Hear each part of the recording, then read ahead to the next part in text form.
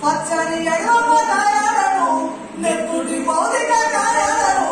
పచ్చని ఎడమదాయాలను నెత్తుటి భౌతిక గాయాలను గానం చేసినవు రామరావు గానం చేసినవు గానం చేసినవు రామరావు గానం పోసినవు నువ్వు కొంతెత్తితే గోదావరి లోయలో ఎంత ఊగింది ఉయ్యాల ఈ పాట వింటూ నర్సవరి నవయవ్వనమైంది ఆ వేళ